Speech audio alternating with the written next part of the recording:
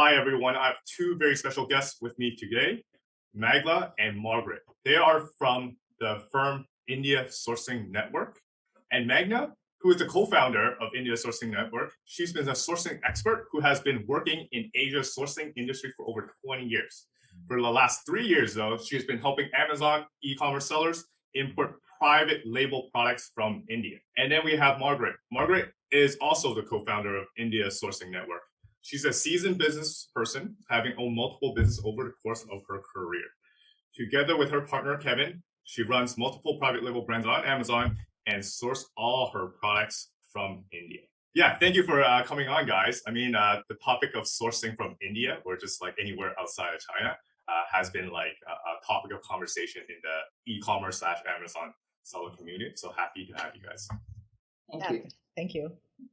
So Margaret, I actually know you from afar a while back. I think I know that you set up events in global sources in Hong Kong. So I know that that's part of your background. So Magla, how about you dive a little deeper into your background and how India sourcing, how do you become like this India sourcing guru for the Amazon sellers? I wouldn't call myself a guru, but yeah. So as you mentioned, my background is in sourcing. So I've been working in Asia for 20 years. I worked in China, India, and the Philippines as well. And so what happened was I was, working in China. And at that time, a lot of these Amazon e-commerce sellers were sourcing from China. And I was organizing this conference in Hong Kong for e-commerce Amazon sellers.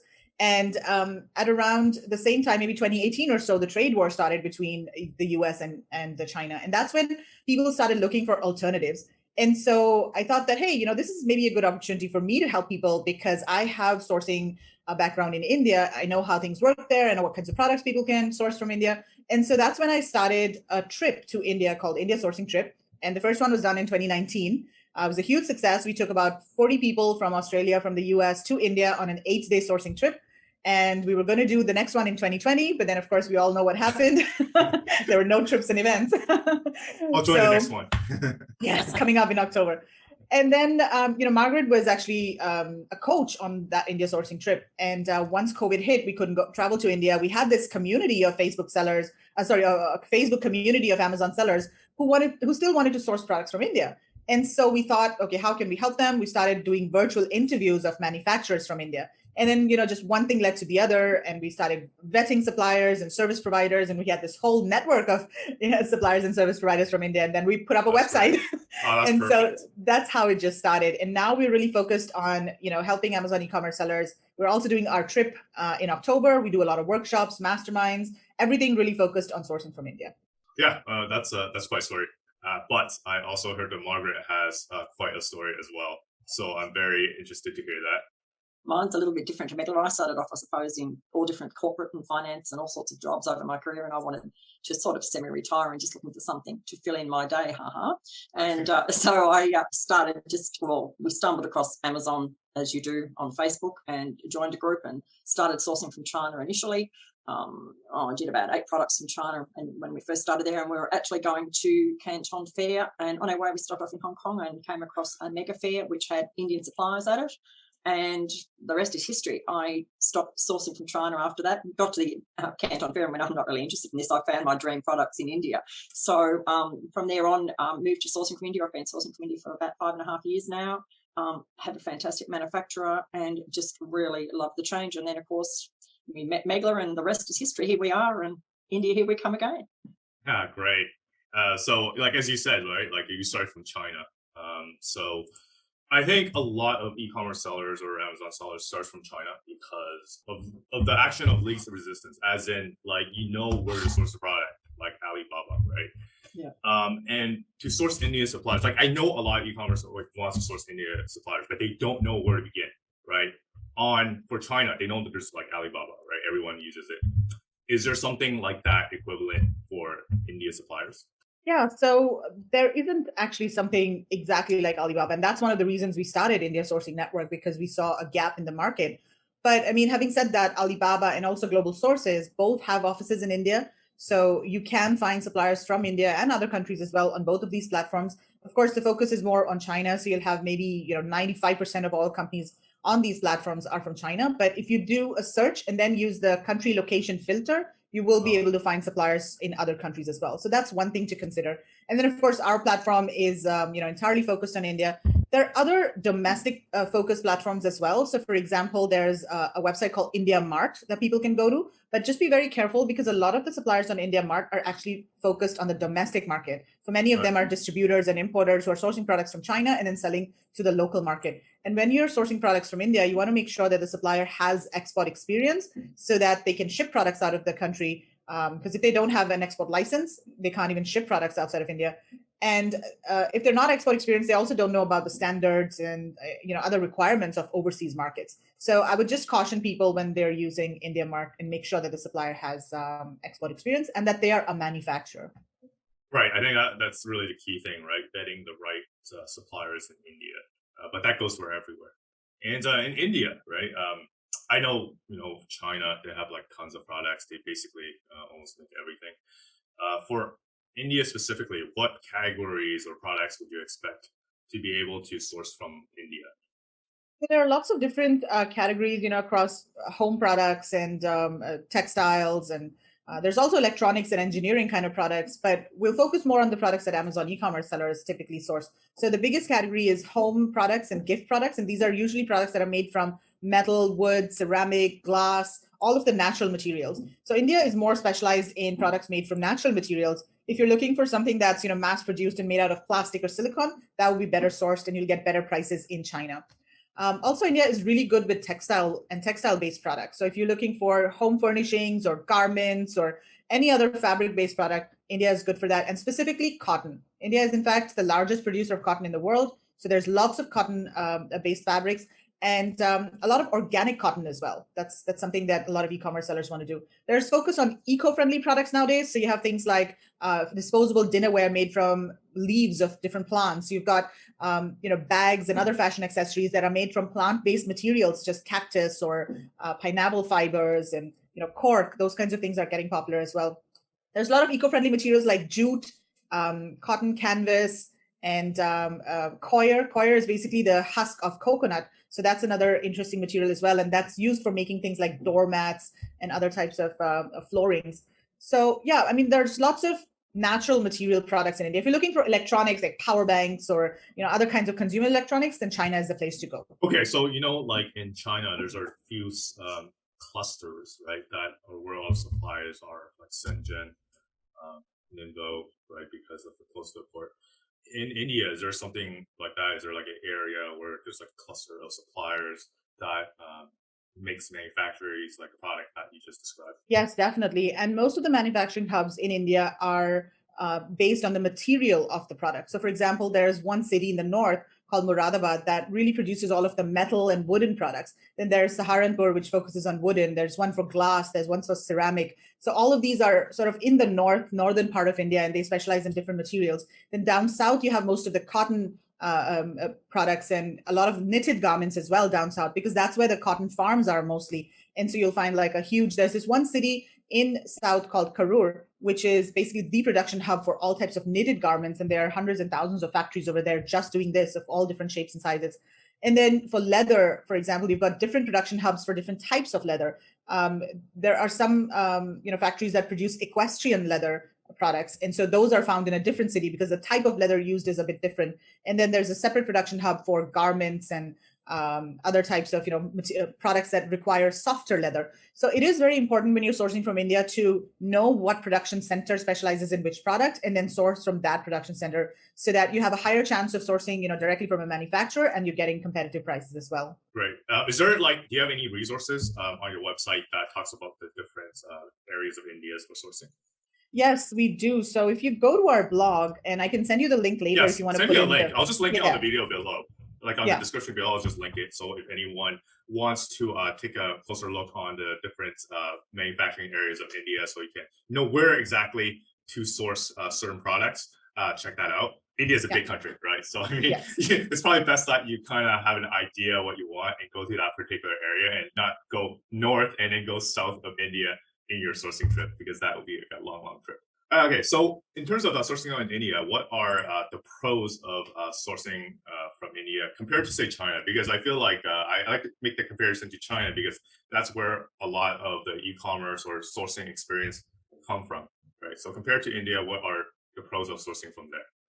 Yeah, look, Rick, I think the biggest one is just like, as Megla said, they make all different types of material. So it's the uniqueness in all the products. I mean, if you say looking for a metal vase and you went to 10 different websites, they don't look the same. Like if you go onto Alibaba, there's, 100 of identical virtual product. Whereas in India, the manufacturers all have a different take and a different look, and they'll put a different spin onto a product, and they're very protective of their products. So a lot of times they don't even have a website. You need to like go into, like one of our groups and find some of the catalogs where we have them displayed, because they like to keep their things, a bit more secret. And I mean, if you go to them, they'll make your product and it's yours. You can actually say, look, this is my unique product, and don't, sell this to anyone, or don't show this. So you have a very unique product, and that then becomes a great brand story. If you're selling on Amazon and you want to have a brand story, I mean, you can have, the products come from a co-op made, by women in villages who, mightn't have had any employment if it wasn't for doing their crafts from home. So it creates a lot of employment in that respect. You also get the chance to like video that, put it on, into your actual A+ content or somewhere in your storefront.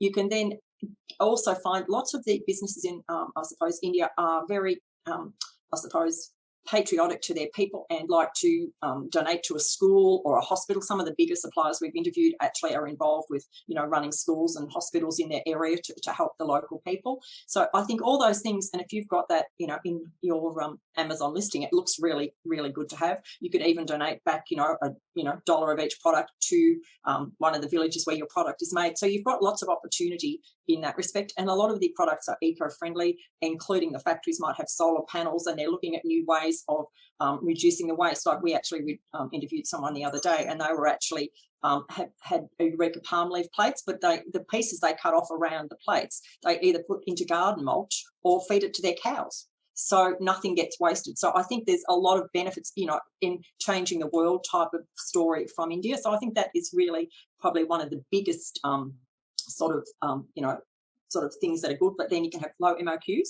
Yeah. India is, because it's handmade, it's not, 2,000 it's not pieces like of everything. Like a factory. Yeah. So that makes it easier. They're English speaking, so it's so much easier to communicate. You can jump on a Zoom call.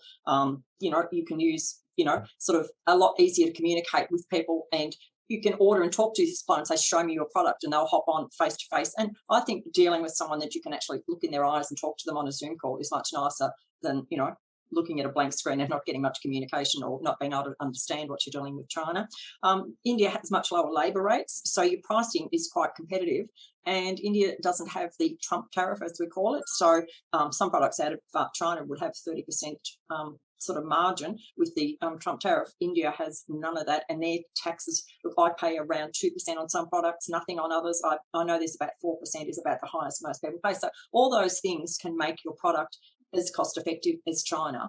But depending, if you want metal tongs or something that they produce by the millions in China, obviously it's not going to be as cost effective. You've got to choose your product. So I think there's lots of cons with India, and I just think the people are lovely. They're so lovely to deal with. They're like your family and your friends, and you can build a great relationship with yourself. Yeah, I've never been to India, but I really hear great things about it. And, better get on that plane with us. Yeah, I mean, yeah, I definitely would want to. Like, I'm stuck here in Hong Kong. It's like the 2 weeks quarantine. I think they lower it, but it's ridiculous. Like because like I have a family now, so it's like I can't really stay in quarantine for weeks at a time. You know how it is. Yeah.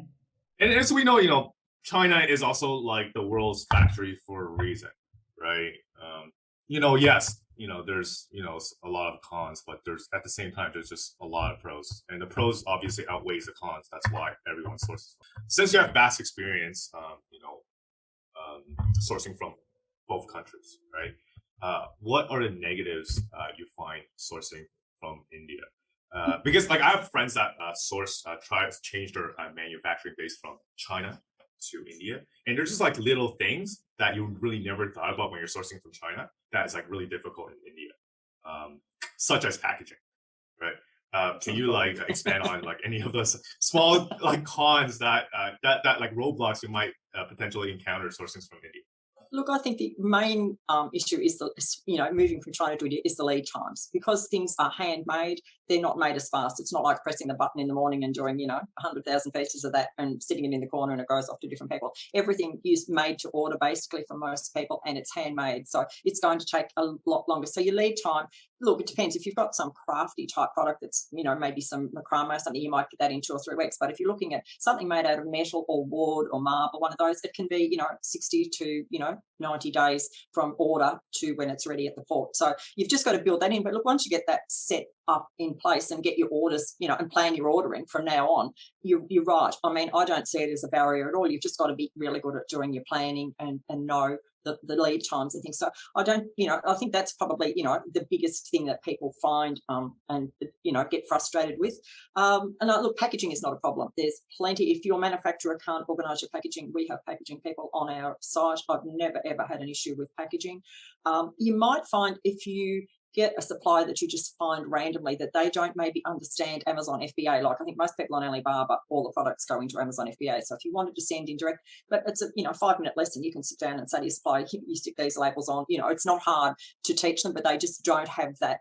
I suppose the knowledge of the drop test and things like that for Amazon. And I think probably they're the 2 biggest things I would say. And I suppose Indians love to please you. They promise more and sort of under deliver a little bit. So they'll tell you, if you ask something, can you do it in a week? Of course, they can always do it in a week. Right. But, it might take a little bit longer. So you've got to pin them down. But once you get a relationship going with your supplier, they're very easy to deal with. But you've just sort of got to, look at when they shake their head sideways, that maybe not quite that week, it might be 2 weeks. So you soon learn that. But and I mean, I just think they're beautiful people, and it's a great country to deal with. Yeah, thanks for the tip there. I think that just hits on a different culture on the both sides that you just have to be aware of when you're sourcing from a different country. So Magla, I think once you decide to source in India, and once you actually find a supplier, is there any advice on any negotiation tactics that you can give when you're negotiating with the Indian supplier?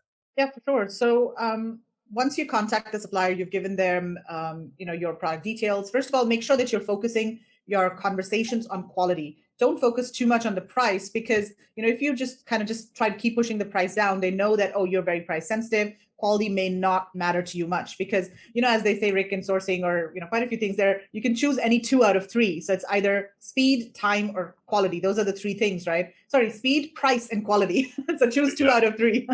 So something or the other has to always, give way. So you want to make sure that you're focusing on the quality, because of course, if you're selling on Amazon, then you want a good quality products, because negative reviews can, significantly affect your sales.